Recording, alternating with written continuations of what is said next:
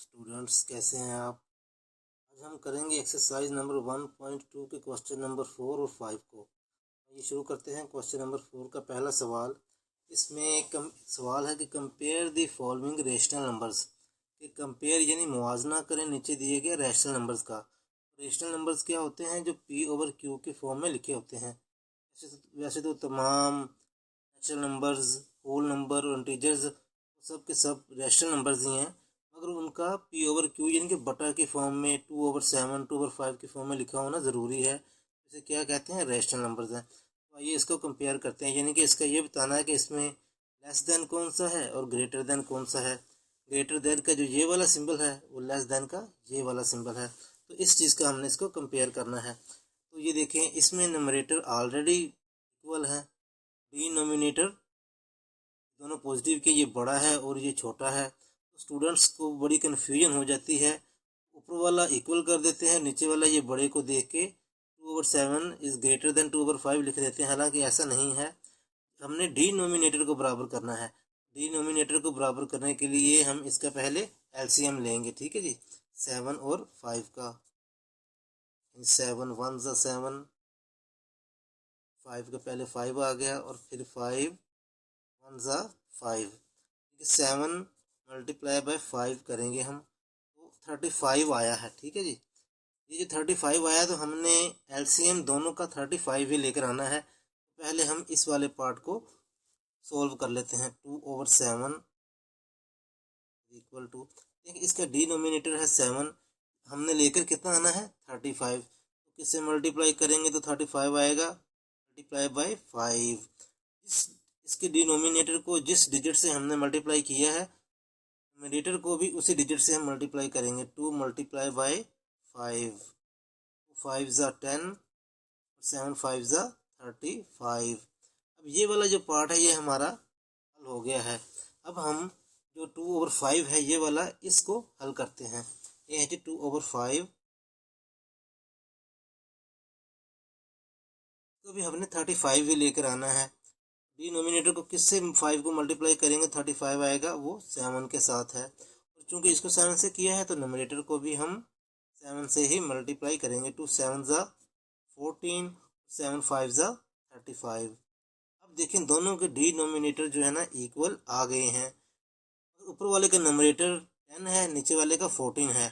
तो लिहाजा ये वाली जो अमाउंट है, जो 2/7 लिखा हुआ है, जो दिखने में बड़ी लग रही थी, 2/7 क्या है? लेस देन है 14/35। और जो 14/35 किसकी जगह पे आया है? 2/5 की जगह पे। अब स्टूडेंट्स को क्लियर हुआ है कि ये किस तरह होगा। ठीक है जी, ये क्वेश्चन नंबर 4 का सेकंड पार्ट है। 5/9 -3/5। तो जो पॉजिटिव की जो फिगर है, जो फ्रैक्शन होती है, वो हमेशा माइनस की फ्रैक्शन से बड़ी होती है। तो ये सिंपल सा 5/9 is greater than 9 3/5। Third question में डिनोमिनेटर ऑलरेडी बराबर हैं, अगर जो नंबरेटर है ये प्लस में है और ये माइनस में है, तो अंडरस्टूड है जो प्लस की जो डिजिट है वो माइनस के डिजिट से बड़ा होता है। तो ये 1/12 जो है ग्रेटर देन है -1/12 के। ये क्वेश्चन नंबर 4 में नोमिनेटर दोनों माइनस के हैं और डिनोमिनेटर जो हैं वो प्लस के हैं। इन दोनों को एलसीएम लेंगे 7 और 11 का। 7 1 ज़ा 7, 11 वैसे ही आ गया है, और 11 1 ज़ा 11 आ जाएगा। अब 7 को मल्टीप्लाई करेंगे 11 से तो वो आ जाता है 77। अब हमने इन डिनोमिनेटर्स को दोनों में उससे मल्टीप्लाई करना है कि डिनोमिनेटर 77 हो जाए। पहले इस पार्ट को हल करते हैं। -2/7, 7 को किससे मल्टीप्लाई करेंगे तो 77 आएगा 11 के साथ।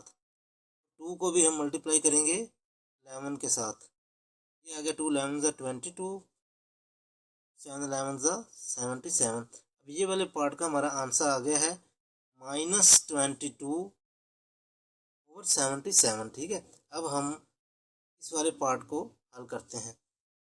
-3/11, इसका भी हमने डिनोमिनेटर जो है क्या लेके आना है? 77। 11 को किससे मल्टीप्लाई करेंगे? 7 से। -3 को किससे मल्टीप्लाई करेंगे? 7 से। ये -27 आ गया, और ये 11 मल्टीप्लाई किया 7 से तो 77। देखिए इन दोनों के डिनोमिनेटर अब 77 आ चुके हैं। ये -22 है और ये -27 है। माइनस की रकम जितनी छोटी होती है, माइनस की बड़ी रकम से उसकी वैल्यू बड़ी होती है। ये -22 है, अगर यहाँ पे -99 भी होता तो -22 ने ही बड़ा होना था। -22/77 किसकी जगह पे आया है? -2/7 के। -2/7, ये क्या हुआ है? ये इससे ग्रेटर देन है, किससे? -27/77 से। ये किसकी जगह पे आया है? -3/11 के। -3/11 के। क्वेश्चन नंबर 5 है -5/11 -7/9। इसका भी हम एलसीएम ले लेंगे डिनोमिनेटर्स का, ताकि ये इक्वल हो सके 11 और 9 का। 9 1 ज़ा 9, पहले छोटी रकम का लेते हैं, बाद में 11 1 ज़ा 11। 9 मल्टीप्लाई बाई 11 करेंगे, इन दोनों डिजिट को मल्टीप्लाई करेंगे। 9 10 ज़ा 90, 9 11 ज़ा 99। अब हमने इसके डिनोमिनेटर को इक्वल करना है, तो इस वाले पार्ट को पहले सॉल्व कर लेते हैं। -5/11। 11 को किससे मल्टीप्लाई करें तो 99 आ जाए। इसको मल्टीप्लाई करेंगे 9 के साथ। 11 9 ज़ा 99।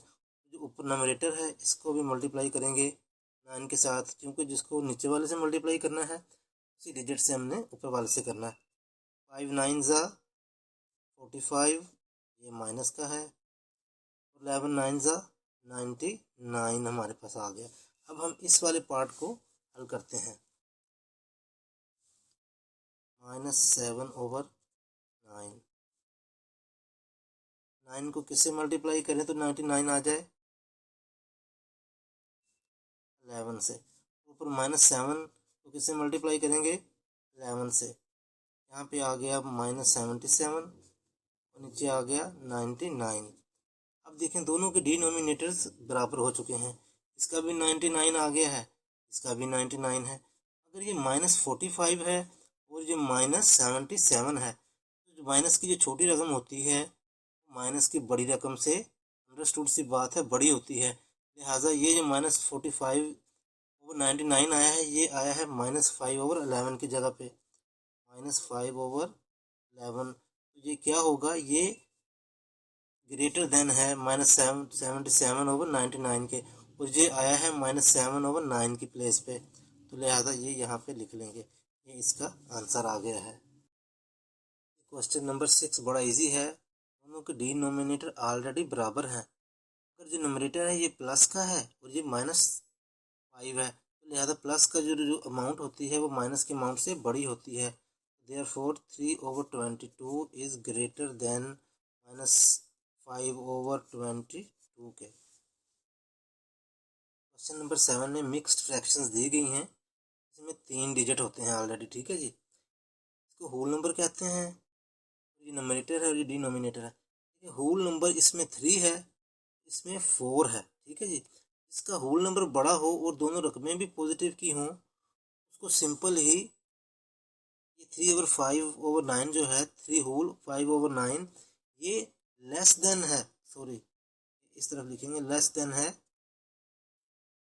4 होल 5/18 के, ठीक है जी। क्योंकि इसका होल नंबर छोटा है, इसका बड़ा है, लिहाजा ये वाली रकम इससे बड़ी है, ये वाली रकम इससे लेस देन है, यानी छोटी है। 3 whole 5/9 is less than 5 whole 5/18 के। क्वेश्चन नंबर 8 है -1 होल 7/25। दूसरा है -3/5। ये मिक्स फ्रैक्शन है, इसको पहले सिंपल फ्रैक्शन में लिख लेते हैं।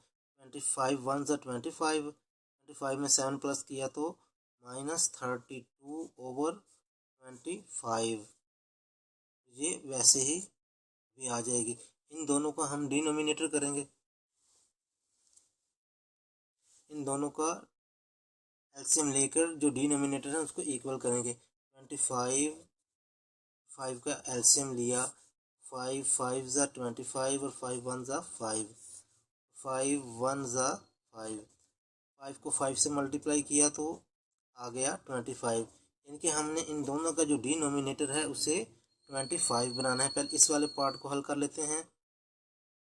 -32